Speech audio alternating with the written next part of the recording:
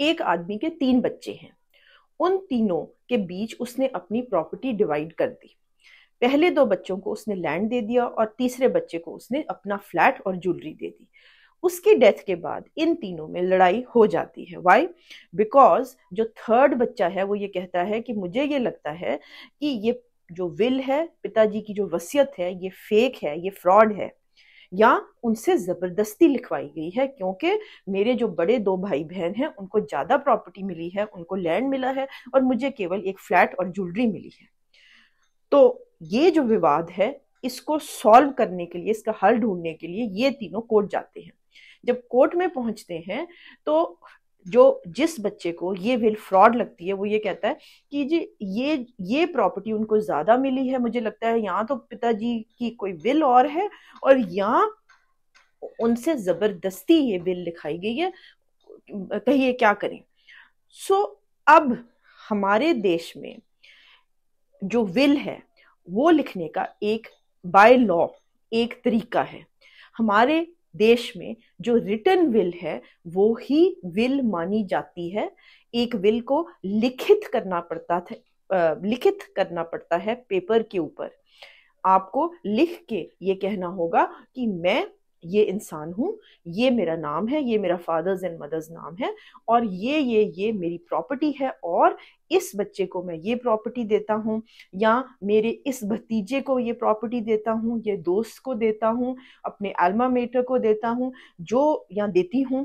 तो अकॉर्डिंगली जो है एक विल को बनाया जाता है। तो वो रिटन होनी चाहिए, तभी कोर्ट उसको मानता है। ऊपर उस इंसान के सिग्नेचर होने चाहिए और 2 और लोगों के सिग्नेचर भी जरूरी हैं जो विटनेस रहेंगे। नाउ आज के वीडियो का ये टॉपिक है कि क्या अगर वो रिटन के साथ एक इलेक्ट्रॉनिक विल बना ले। इलेक्ट्रॉनिक विल क्या है? इलेक्ट्रॉनिक विल वो विल है जो या तो आपने ऑनलाइन बनाई है और या आप घर में अपने मोबाइल फोन पे या कैमरे के सामने खड़े होके बनाते हैं। तो अगेन क्वेश्चन ये आता है कि क्या इस केस के अंदर कि अगर हम ये कहें कि हम रिटन विल बनाए ही ना, हम कैमरे पे क्यों ना विल बना दें। सिंपल एज दैट, कैमरे पे विल बनाओ, वकील साहब को व्हाट्सएप पे भेजो और जब डेथ हो जाए तो अपने आप वो बच्चों को दिखा देंगे। नो, इन इंडियन लॉ अगर आपकी केवल इलेक्ट्रॉनिक विल है तो मतलब आपकी विल कोई भी नहीं है।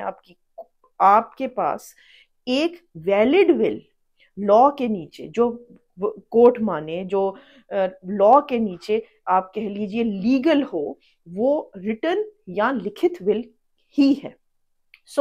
लेकिन अगेन इलेक्ट्रॉनिक विल का फायदा क्या है? अब जो ऊपर का उदाहरण है उसमें एक जो लड़का है ये कहता है कि मेरे पिताजी जो हैं उनसे जबरदस्ती की गई है। अगर उस आदमी ने, जो उनके पिताजी हैं, अगर उन्होंने एक इलेक्ट्रॉनिक या ऑनलाइन विल रिकॉर्ड की हो, वो कैमरे के आगे जाके ये कहें कि मैं सो एंड सो हूं, इसको मैंने ये दिया है और मैं अपने पूरे होशो हवास से बिना किसी जबरदस्ती या बिना किसी प्रेशर के ये विल बना रहा हूं और अब यही मेरी लास्ट विल है, इस डेट को बनाई है और ये मेरे विटनेस हैं।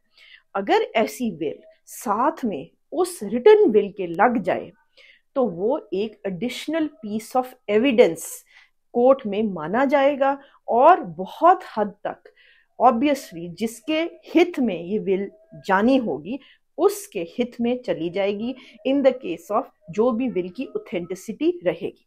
देयरफॉर हमारे देश में 2 जो लिखित विल है वो ही सिर्फ मानी जाती है, लेकिन अगर आप इलेक्ट्रॉनिक या ऑनलाइन विल बनाएंगे तो उसका ऑब्वियसली फायदा ये है कि किसी तरह से जो एक एम्बिग्यूटी रहती है कि ये दूसरी विल कहीं और तो नहीं या जबरदस्ती हुई है किसी तरह, ये बहुत हद तक कम हो जाएगी अगर उसके साथ एक इलेक्ट्रॉनिक विल लगाई जाए। आज के वीडियो में आपको का जो एम ये था आपको ये बताना कि जो इलेक्ट्रॉनिक विल है it is equally important, it is equally valid. और आज